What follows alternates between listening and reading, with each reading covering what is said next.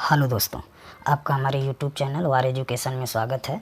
हम आप लोग को जो है प्रस्तावना से संबंधित फैक्ट को समझा दिए थे। आज हम डिस्कस करेंगे प्रस्तावना में से जितने भी प्रश्न परीक्षा में पूछे जाते हैं उनको डिस्कस करेंगे। यदि आपको वीडियो अच्छा लगेगा तो चैनल को सब्सक्राइब जरूर कर लीजिएगा। चलिए हम स्टार्ट करते हैं। प्रस्तावना में निहित मूल तत्व, यानी जो मूल तत्व हैं उनके बारे में हम डिस्कस करेंगे। पहली फैक्ट को हम फैक्ट की तरह से समझा दिए हैं।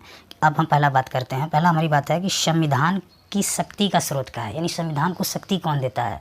तो पहले वीडियो में बता दिए हैं कि सबसे ऊपर कौन है, प्रधानमंत्री, राष्ट्रपति, सुप्रीम कोर्ट, संविधान। तो उत्तर का होगा संविधान। लेकिन संविधान को शक्ति कौन देता है, पहले वीडियो में बता दिए हैं कि भारत की जनता। आपको याद रहना चाहिए कि भारत की जनता को प्रायोरिटी पहले दिया जाता है। भारत की जनता यानी जनता ही संविधान को शक्ति देती है, जनता ही संविधान को बनाई है। क्लियर हो गए होंगे। अब हम बात करते हैं दूसरा। अब देखिए दूसरा हमारे पास है भारत की प्रकृति, यानी नेचर कैसा है। यानी संविधान में जो है नेचर शब्द किसके, ऐसा क्वेश्चन बनता है प्रकृति कैसा है। तो कैसा है, संपूर्ण प्रभुत्व संपन्न। इसके बारे में डिस्कस किए थे, आपको फिर से बता दे रहे हैं। यानी ऐसा देश जिस पर अन्य देश का जो है शासन न लगा हो। समाजवादी, समाजवादी का अर्थ ये होता है कि जो सरकार जो है समाज की भलाई के लिए कार्य करे। ठीक है, आप समझ गए। पंथ निरपेक्ष, यानी हम सभी धर्मों का सम्मान करते हैं, कोई एक धर्म को नहीं अपनाए हैं। लोकतंत्रात्मक, गणराज्य। देखो गणराज्य खूब पूछा जाता है, तो गणराज्य को दिमाग में रखिए। यानी वंशागुणत न होना चाहिए, वही का कहलाता है गणराज्य।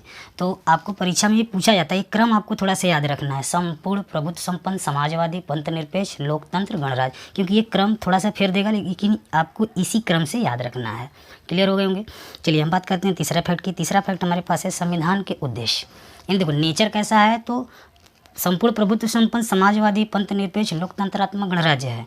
लेकिन उद्देश्य क्या है, उद्देश्य क्या है, 3 प्रकार का न्याय करता है, स्वतंत्रता, समता और बंधुता। ये इसके क्या हैं, संविधान के उद्देश्य हैं। आप समझ गए होंगे। चलिए हम फैक्ट नंबर 4 की बात करते हैं कि संविधान के अंगीकृत होने की तिथि। आपको पता है संविधान को पूर्ण रूप से कब बनाया गया है, 26 नवंबर 1949 को। इसके बारे में हम संविधान सभा के बारे में भी डिस्कस कर चुके हैं। तो कब बनकर तैयार हुआ था, 26 नवंबर 1949 को। इसी दिन 16 अनुच्छेद को हम लोग लागू किए। लेकिन पूर्ण रूप से कब लागू किए थे, तो आपको पता होगा 26 जनवरी 1950 को पूर्ण रूप से ये लागू हो गया। और 26 जनवरी को क्यों लागू किया गया, क्योंकि हर वर्ष 1930 से 26 जनवरी को हमने घोषणा कर दिया था कि हर वर्ष 26 जनवरी को हम स्वतंत्रता दिवस मनाएंगे। और वो दिन को महत्व रखने के लिए हम उसी दिन अपना गणतंत्र दिवस मनाते हैं। यानी उसी दिन संविधान को लागू किया गया, 26 जनवरी 1950। क्लियर हो गए होंगे। अब हम बात करते हैं संविधान। अब संविधान में प्रस्तावना, देखो फैक्ट नंबर 5 की बात करते हैं।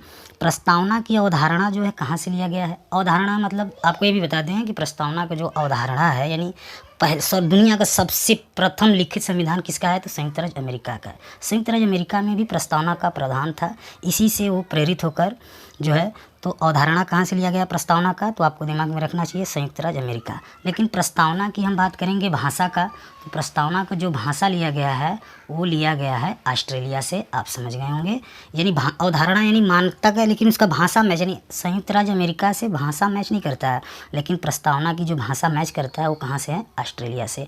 तो आपको 2 चीज़ पूछा जाता है, खूब पूछा जाता है ऐसे कि आयरलैंड से का लिया गया है, नीति निर्देशक तत्व, तो मूल अधिकार कहाँ से लिया गया है। तो ऐसे पूछता है प्रस्तावना की अवधारणा किस देश से लिया गया है, तो संयुक्त राज्य अमेरिका। और प्रस्तावना की भाषा कहाँ से लिया गया है, तो ऑस्ट्रेलिया से।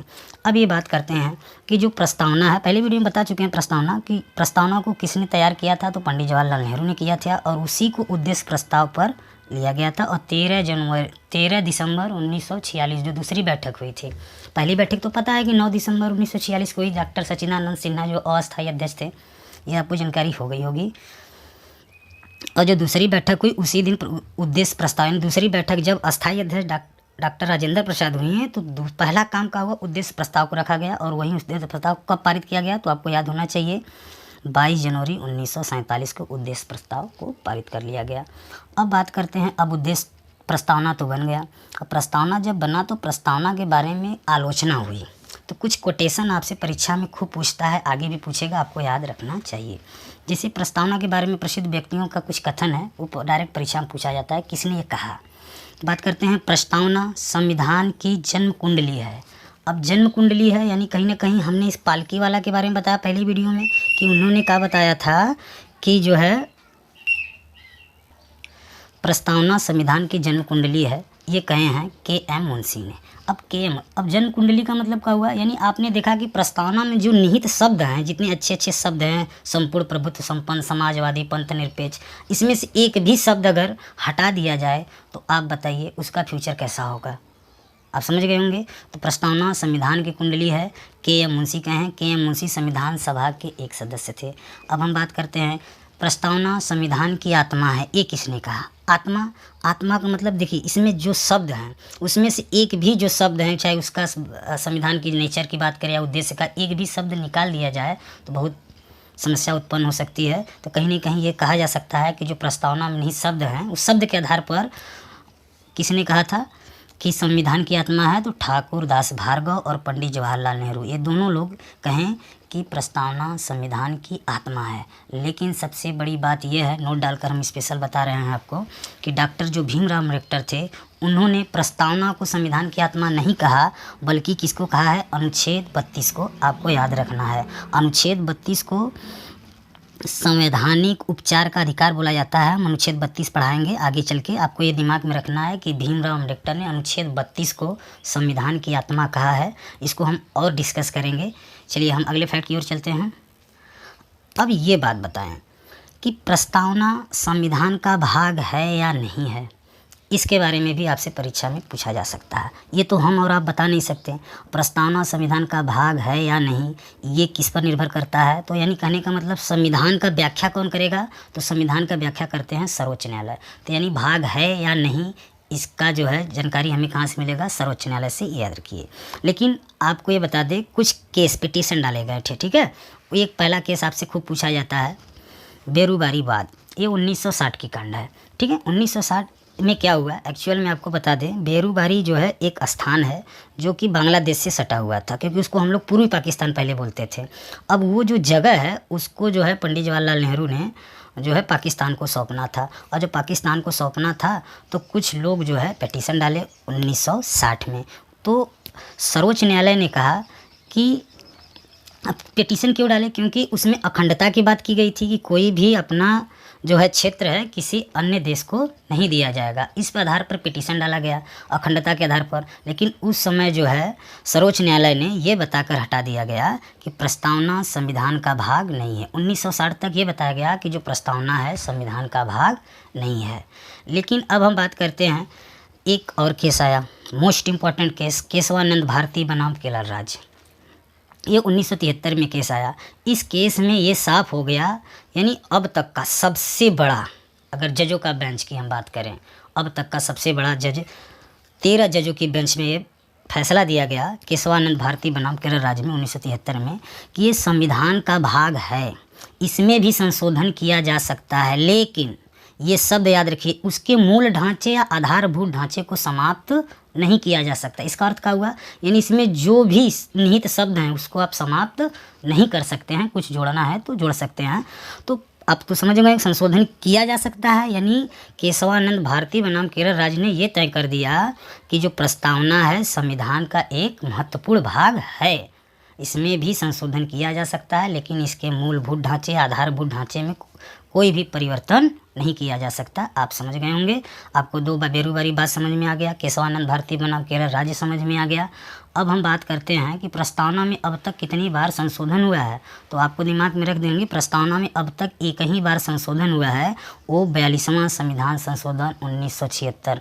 ये संशोधन इतना ज़्यादा इम्पॉर्टेंट है कि इसको हम जो है लघु संविधान के नाम से भी जानते हैं। 42वां संविधान संशोधन को हम किस नाम से जानते हैं, तो लघु संविधान के नाम से भी जानते हैं। उस समय पीएम थी हमारे पास इंदिरा गांधी। इंदिरा गांधी उस समय गांधी थी, उन्हीं की, जब उस समय इंदिरा गांधी जो है प्रधानमंत्री थी, तो उस समय ये जो है प्रस्तावना में संशोधन हुआ था। इसमें कुछ संशोधन हुआ तो इसमें कुछ हटाया नहीं गया, क्योंकि मूलभूत ढांचे को आप समाप्त नहीं कर सकते हैं, कुछ हटाया नहीं गया। लेकिन 3 नए शब्द को जोड़ दिए गए, ये परीक्षा में पूछा जाता है।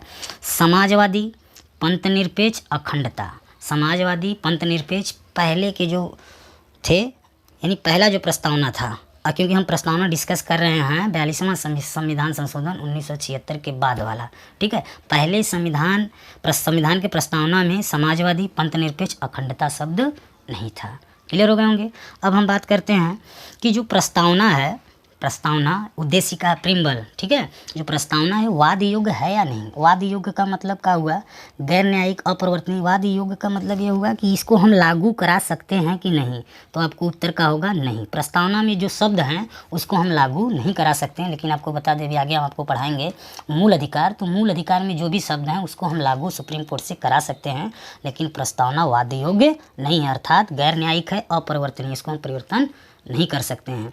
बड़े एग्जाम में पूछा जाता है क्रांतियों से, तो दो चीज़ें उनको भी हम समझ लेते हैं, स्वतंत्रता, समानता व बंधुत्व। यानी स्वतंत्रता, समानता व बंधुत्व आपसे पूछा जाता है किस क्रांति से प्रेरित है, तो फ्रांस की क्रांति हुई थी 1783 में, उसी से ये शब्द बहुत ज़्यादा प्रेरित है। स्वतंत्रता यानी कहने, अब यहाँ पे यह आपको बात नहीं समझ में आया होगा कि फ्रांस की क्रांति थी। अब फ्रांस की क्रांति का मतलब क्या हो, फ्रांस में विद्रोह हो उठा।